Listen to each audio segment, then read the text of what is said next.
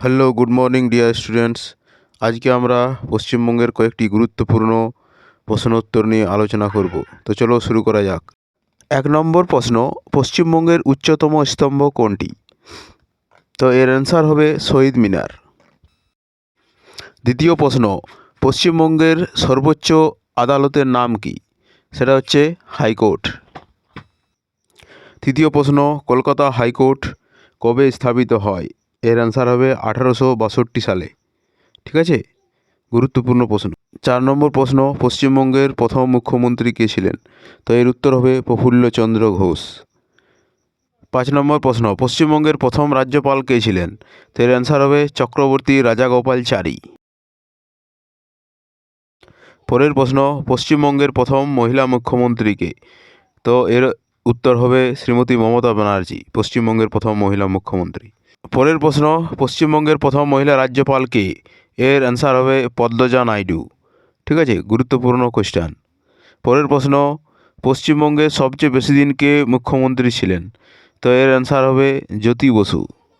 ঠিক আছে, পরের প্রশ্ন, পশ্চিমবঙ্গ থেকে কে প্রথম ভারতরত্ন পান? তো এর সঠিক উত্তর হবে বিধানচন্দ্র রায়। ঠিক আছে, গুরুত্বপূর্ণ প্রশ্ন। পরের প্রশ্ন, পশ্চিমবঙ্গ থেকে কে প্রথম অস্কার পান? তো এর সঠিক উত্তর হবে সত্যজিৎ রায়। ঠিক আছে। পরের প্রশ্ন, পশ্চিমবঙ্গ রাজ্যটি কবে গঠিত হয়? তো এর সঠিক উত্তর হবে 1947 সালে। পরের প্রশ্ন, পশ্চিমবঙ্গের পূর্ব নাম কী ছিল? তো এর সঠিক উত্তর হবে বঙ্গদেশ।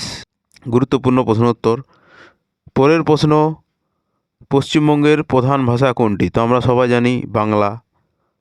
পরের প্রশ্ন, পশ্চিমবঙ্গের রাজ্য পশু কোনটি? তো এর অ্যান্সার হচ্ছে মেছো বিড়াল। পরের প্রশ্ন, পশ্চিমবঙ্গের রাজ্য পাখি কোনটি? উত্তর শ্বেতকণ্ঠ মাছরাঙা।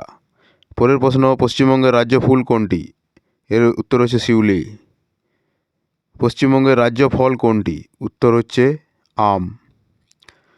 পশ্চিমবঙ্গের রাজ্য গাছ কোনটি? এর উত্তর হচ্ছে ছাতিম।